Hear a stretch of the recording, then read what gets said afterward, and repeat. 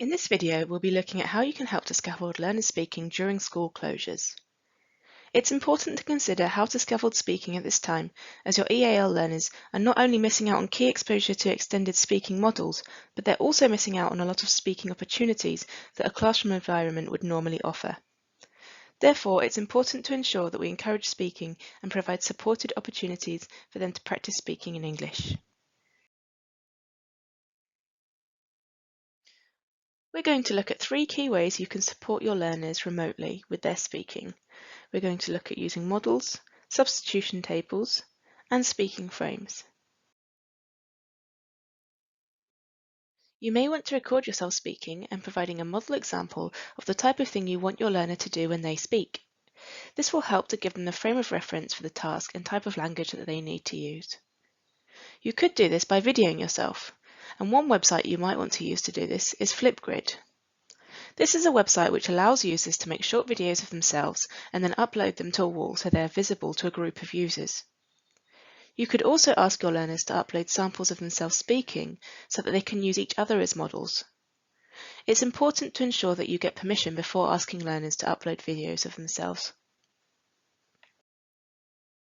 You could also ask your learners to use online dictionaries as models to help them hear how new or tricky words and phrases are pronounced. Your learners can then try repeating the words or phrases to practice the pronunciation.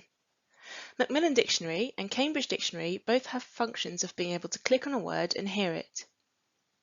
For information on bilingual dictionaries and how to use them with your EAL learners, go to the Great Ideas Nexus page.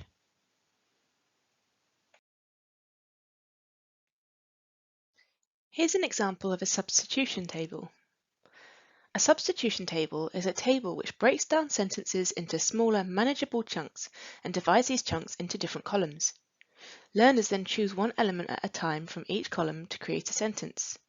For example, a learner could look at this table and they could create the following sentence.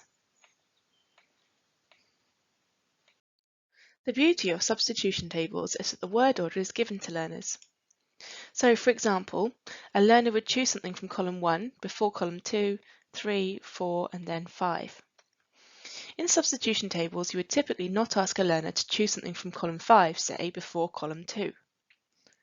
The fact that the word order is given means that the cognitive load is reduced, as the learners have one less thing to process. This is particularly useful as in many languages word order is different to English word order. The choice for learners comes with each column. Learners can choose which word or chunk they want depending on the sentence that they want to construct. Substitution tables always have a language focus, which is embedded within the curriculum. For example, in this table, the focus is on present simple and is helping the learner to practice subject-verb agreement. That is, Bob Cratchit, the subject, needs to go with the correct verb, is or feels. Substitution tables can then be used by learners to talk or write about a curriculum subject whilst practicing specific language focus. You may want to encourage your learners to use substitution tables for structured speaking in preparation for writing activities.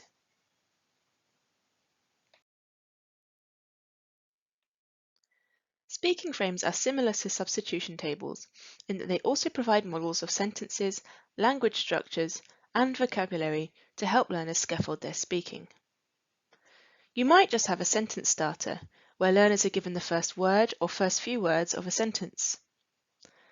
Another type is where learners are provided with useful structures with gaps in for them to complete. To provide further support here, you might want to give learners options of the words that need to go in the gaps. And to provide even more support, you can include pictures to accompany the words. You might even want to provide pictures instead of words.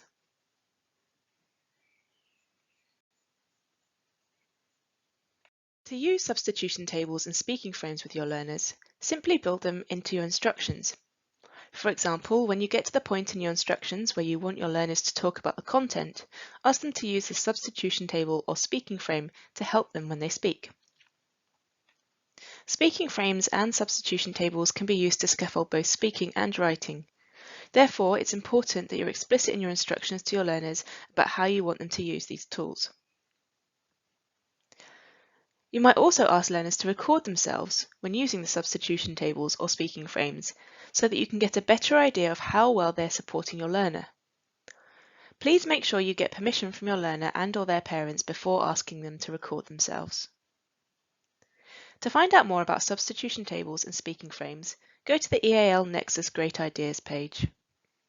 To find out more about how to create your own substitution tables, you may want to watch the Substitution Tables webinar on the Bell Foundation website. For further CPD opportunities, the Bell Foundation also runs regular webinars and online courses.